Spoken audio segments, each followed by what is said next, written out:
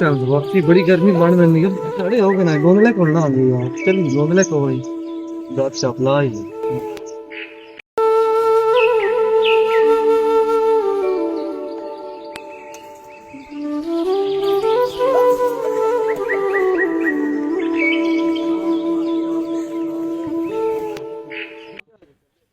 सुनाओ गोंदल साहब, कैसा निजाम जा रहे हैं? बेहतरीन जबरदस्त वाण पता मोन आजकल मौसम च होया गर्मी मौसम सीजन है सारी गर्मी बड़ी पै गई। उदो ना लो भी चलदी है बारिश होंदी कोई नहीं। बारिश होंदी कोनी पई बदल दूजा दिहाड़े रस लगा के अपने पहुंच जांदे शामी होंदा सवेरे बात तो दिन चल जांदी। सुनाओ के कुछ चल रहा है?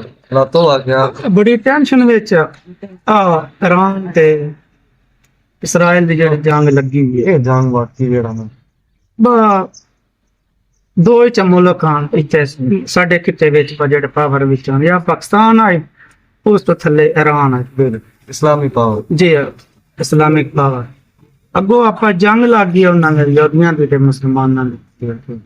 वो हुण साडे मुसलमान भी दो धड़े हैं बेचो वाद नहीं ईरान की सपोर्ट नहीं करनी चाहिए। वो साबा कराम के प्रस्ताव में वजह है ना बा वेखिए जाए ना बा जंग आ बा यहूदियों दी ते मुसलमानों दी आ। बिल्कुल साडी सपोर्ट ते असी तां करदे हां बा ईरान नाल ही दुआ करदे हां माशाअल्लाह अल्लाह ईरान नूं फतह देवे।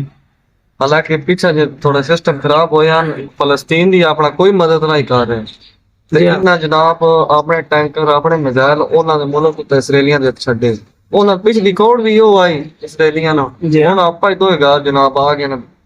असल विच ना साडे जेड़ा है ना मुसलमानां विच इशू बना लिया बस सुन्नी शिया दा ना ओ विच इशू इना बनाया हो जी ओ आता विच जंग दा इशू है ही नहीं ना जंग ते है बा जेड़ा कुफार नाल ते मुसलमानां दी जंग देखा जावा ओ हिंदू ना ते ए मुस्लिम कंट्री जी हां कोई बंदा तैयार ही नहीं।